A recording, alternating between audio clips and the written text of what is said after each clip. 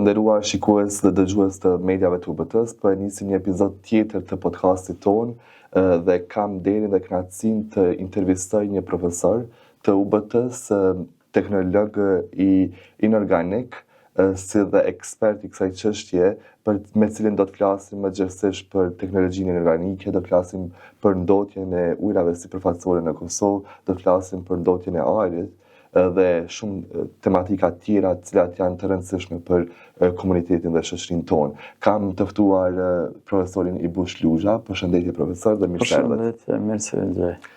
Profesor, si e përkufizoni ju teknologjinë inorganike dhe cila është rëndësia e saj sot në Kosovë?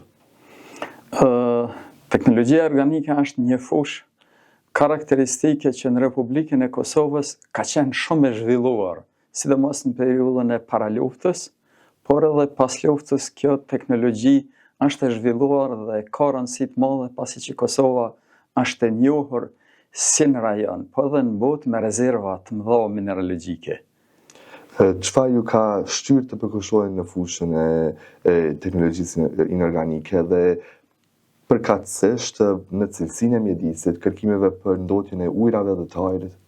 Duke qenë se jam banor i rrethinës së Kaçanikut, kjo teknologji ka qenë shumë e zhvilluar. Kanë qenë disa fabrika, por më të njohurat kanë qenë fabrika e gëlqeres, fabrika e porosbetonit, fabrika e cimentës, fabrika e stiroporit, dhe me që kishte shumë fabrika, unë edhe shkollën e mesme kam qenë i orientuar në drejtimin kimi teknologji, kështu që praktikën gjatë tërë kohës e kem kryer në fabrikën e cimentës, fabrikën e gëlqeres, kështu që jeta ime u lidh me teknologjinë inorganike, pastaj e kryeta fakultetin e teknologjisë në Fakultetin Zyrtaro-Metallurgjik Mitrovic, që ka qenë thjesht drejtimi i teknologjisë inorganike me disa lëndë shumë anësore të kimisë organike.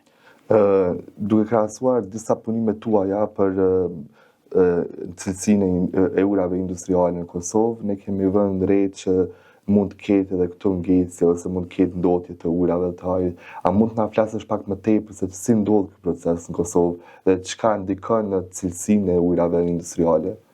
Faleminderit për pyetjen, pyetje interesante. Gradën master dhe gradën e doktorit shkencave kam fushën e mjedisit. Dhe tash duke qenë se unë jam kon pjesë e këtyre fabrikave, duke qenë se kam njoft mirë teknologjinë po thoj me kosht Feronikelit, po thoj me kosht fabrikës Trepqa, që kena qenë si studenti, kena vizitu. Ka qenë për mu një cytje për me u marrë ma shumë me mjedisin edhe ndotjen mjedisore dhe po shumica e punimeve të mia janë këtë fushë.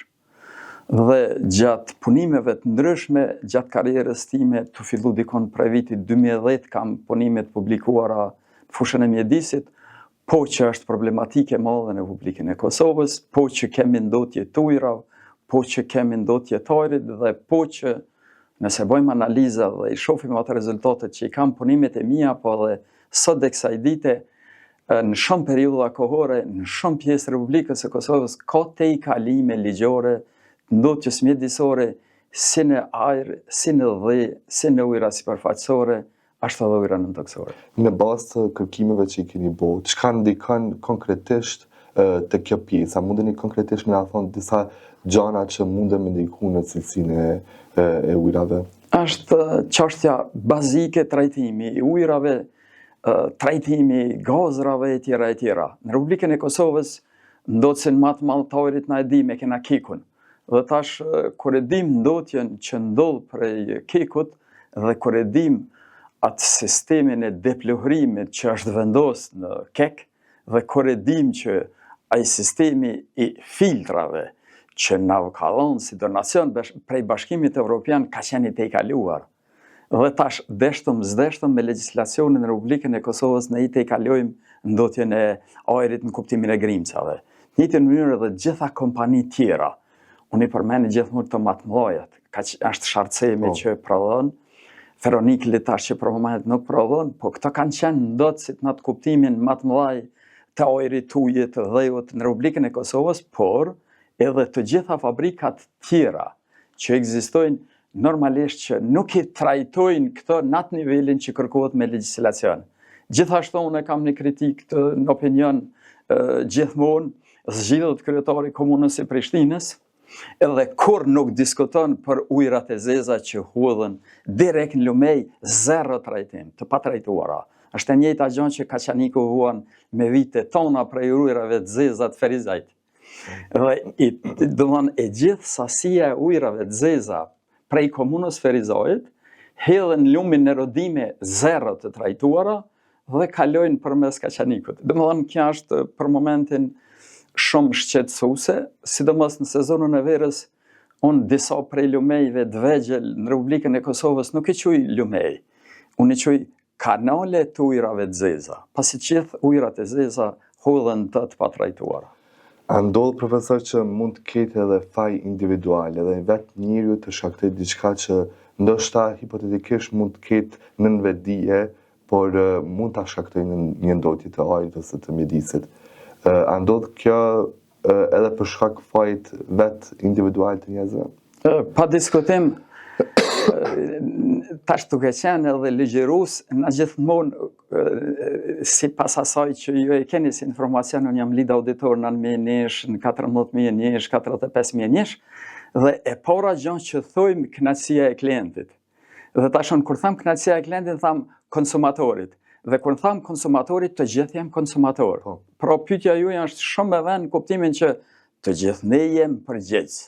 Dhe unë zakonisht për shkak të edukatës tham e krahasojmë periudhën kohore të Britanisë Madhe kur kanë pas probleme me ujërat zeza. Londra, ka qenë smundje, vdekje, dhe tash e krahasojmë Republikën e Kosovës. Në rregull është, na duhet punojmë. Dhe si individ duhet të edukojmë vetveten, fëmijët tonë dhe gjeneratat e reja. Përderisa se bëjmë këtë, është problematike të flasim për tema më të mëdha. Po normal që keni shumë të drejtë. E para, edukimi vetvetes, i atyre rreth nes, i familjes në ngushtë, i lagjës, i qytetit, i shtetit. Po pajtona shumë. Me zhvillimin e teknologjive të reja, na po shohim që po ndikojnë në fusha të tjera, në industri, për shembull të muzikës, të mediave, në secilin industri po ndikon inteligjenca artificiale, për shembull. A mund të ketë ndonjë pajisje që e përmirëson cilësinë e ndotjes së ajrit, ose e përmirëson këtë aspekt, këtë fushë, duke qenë një inteligjencë artificiale në këtë korporata të gjigante që janë? Në sistemet e menaxhimit të cilësisë tashmë është fut edhe janë standardet që ekzistojnë, edhe standardet për menaxhimin në inteligjencën artificiale. Normal që kjo na po shpresojmë që ka me na ndihmu pozitivisht. Por në kuptimin klasik, kur të flas për ndotjen edhe ndikimin e asaj që me qenë neve sa ma pozitiv, tash i përmend mediat, më shkoj mendja e kam një punim për zhurmën. Edhe tash nuk e di jo, po unë si ri, si fëmijë, e kena mësu termin shkaqoj muzikë, kur e knaq veshin tonë. Do më thonë, në momentin që kalon decibelet edhe muzika, se është muzikë, po është në zhurmë që na pengon. Në këtë aspekt, kjo pyetja ju është tepër e gjonë për mu, është problematike me u përgjigj konkret, po jam i bindun që kjo ka me ndiku dhe ka me na ndihmu, sikurse po na ndihmon në shumë fusha tjera. Të ndalemi pak te një pjesë tjetër, çka ne kuptojmë me ekonominë qarkore? A mund na shpjegoni pak detaje më duket që njerëzit e thjeshtë nuk është që kanë kuptim të thellë për këtë pjesë. Duke përdor, edhe këta është interesante, me studente përdori shpesh që neve marrim literaturë ekskluzive angleze. Po me në gjuhën angleze. Dhe tash gjatë përkthimit, ripërkthimit degradohen fjalët. Dhe unë shpesh ju tham, nëse se keni kuptu fjalën bazë, është problematike me kuptu temën. Dhe vërtet, kjo çështja që përdoren terminologji, që përkthehen aty për aty, është problematike, po në kuptimin qarkore, unë tham, vetëm analizohe bazën e fjalës, është një rreth.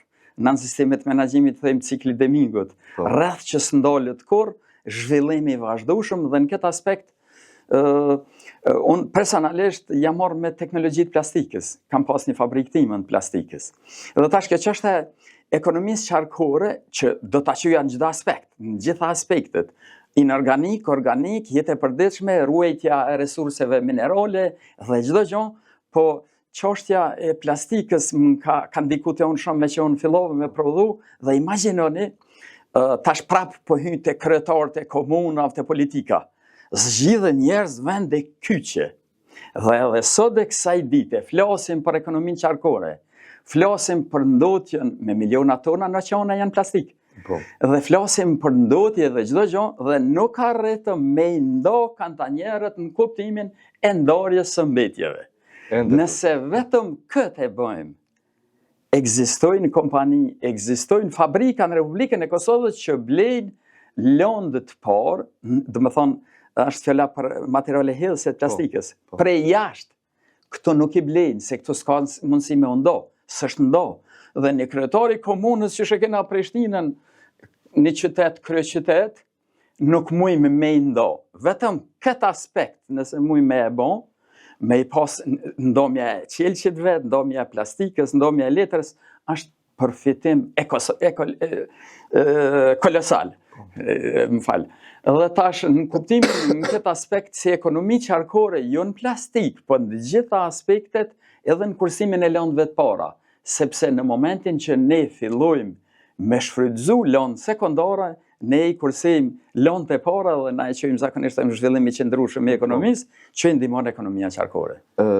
Për shembull, Gjermania e ka për këto shishe të plastikës, e ka pjesën që i shet edhe përfiton mjete financiare. Secili e pagun fakt, po mirë po pastaj i kthen parët për shishet. Pse nuk e marrin Kosova një praktikë tillë? Kjo është ma ke marrë prej goje din. Në kuptimin që unë e përmend para tjerëve gjithmonë dhe tham përthoj me kusht, pa marrë parasysh kush po na menaxhon, Ministria e Mjedisit dhe Planifikim Hapësinor, duhet dikush me dhënë idenë. Nëse janë dhënë miliona, unë nuk më shku me i numëruat e miliona, po nëse janë dhënë miliona ndihma, pse nuk bëhet edhe kjo? S'ka iniciativa. Është iniciativa jo që se keni fushën, unë që e kam fushën të tjerët, pse mos me u dhonë kjo iniciativë? Jo si në Gjermani 20 cent, 5 cent, sepse nuk e dija e keni informacionin, unë e kam, nëse ju kujtojt kër e caktun çmimin e qesës 5 cent. Nuk e dija e keni informacionin që 50% qese janë shrit ma pak. Në kuptimin janë hillë në bërlog ma pak. Ma nëse me 5 cent kena ndiku, imagjinomi një 10 cent këthimit shishës plastikës që akishmo. Dhe me thonë, krejtë janë i ditë mira që ne s'po i zbatojmë. Po, duhet me marrë, me praktiku nga vende ndryshme që kanë zhvilluar dhe ne jemi komunitet i vogël që mund. Pra po e përsëris atë që përsërisim, na s'kena nevojë me zbulu ujin e nxehtë dhe rrotën, i shohim çka bojnë tjerët edhe bojmë edhe ne. Asgjë tjetër. A duhet apo a ka Kosova një qendër kombëtare, do të thotë për monitorim dhe për monitorimin e ndotjes së ajrit dhe reagimin e shpejtë edhe të rrugave? Republika e Kosovës, domthonë krejt këtë pyetjen që po e thu, në kuptimin e monitorimit është Ministria e Mjedisit dhe Planifikimit Hapësinor që e ka, Agjencinë për Mbrojtjen e Mjedisit që e ka, Institutin Hidrometeorologjik që i kanë më shumë se 10 parametra online në kohë motën. Edhe tash ajo ndotja pak është e pakuptim sepse përderisa na i njohmi hapësirat në Republikën e Kosovës, edhe her pas here kur i shiqojmë ato online motjet, shohim pejen në ngjyrën e kuqe dhe shohim obiliqin në ngjyrën e gjelbërt. Her pas here janë këto pa kuptim ta këto vlera, por atë janë motje reale në kohë. Megjithatë, në kuptimin e monitorimit, ky monitorimi që bëhet e disa parametrave kishte me qenë mirë me u bën se na kena me 10 strategji. Monitorimi i zhvillimit të strategjive, zhvillimi objektivave të strategjive, jo ky monitorimi vlera kaq, vlera kaq. Unë kom pas gjetë një vlerë në Lepens, lumi Lepens 40 herë oksidin e kalciumit më të lartë se sa lejohet. Edhe tash, aja është vetëm vlerë, e thash, e tregova çka u bën, çka u ndërmorën. Do të thonë është çështja e ndërmarrjes së aktiviteteve në kuptimin e zhvillimit edhe të atyre strategjive që na i kena bën planet e monitorimit, i kena bën planet e zbatimit, por nuk i zbatojmë. Dhe për fund, profesor, për përmbyllim me një pyetje kështu pak më interesante. Si po ndikon UBT konkretisht në nxjerrjen e kuadrove të reja në këtë fushë? A ka studentë të interesuar për këtë fushë sot edhe apo dalin ekspertë të kësaj çështje? Unë mendoj që po, dhe prej përvojës nga viti 2013 jam në UBT, jap këtë londë në përgjithësi mundona me komuniku me student dhe zakonisht unë kam problem me gjeneratën teme, se gjeneratat e reja po duken që janë më të mirë se ne. Dhe ne normal që ja vapim përvojën tonë, por unë shoh të studentët tonë, shumë ma shumë, si mas mendimit tem, se po shohin të tjerët. Dhe, po që UBT-ja ka ndiku shumë, i vetmi institucion i arsimit lartë privat që ka drejtime shkencore, i vetmi institucion që jep kuadro prej Austrisë në Greqi. Dhe më thonë, kuadro tona janë prej Austrisë në Greqi, kontribuojnë. Kështu që unë mendoj që po, dhe drejtimet që janë në UBT janë shumë tërheqëse, studentët, nuk e di sa keni informacion, po neve na vinë studentët me notë mesatare më të lartë se sa që shkojnë në institucionet arsimore shtetërore. Dhe ta shtrohet pyetja pse? Sepse është nxit kurreshtja dhe është fitu bindja se në UBT mësohet, punohet dhe nuk falet nota, merret me merit. Mendoj që po dhe mendoj që UBT ka kontribu shumë, sidomos për fushën që po flasim. Shumë faleminderit profesor për gatishmërinë për me na u përgjigj në disa pyetje për këtë fushë. Na po besoj që do të flasim prapë për tema tjera që të lidhen me fushën e teknologjisë inorganike. Faleminderit shumë që ishit. Faleminderit për juve. Unë kam kënaqësinë që po ta rastin me i thonë disa fjalë që mundohem me i thonë në vazhdimsi gjatë jetës time të përditshme. Shumë faleminderit. Faleminderit. Të nderuar shikues, patëm kënaqësinë ta kemi në studio profesorin e UBT si Bush Luzha. Ne po ju lëmë me podcastet e tjera të radhës. Faleminderit shumë. Për më shumë informacione, vizitoni ubtnews.com.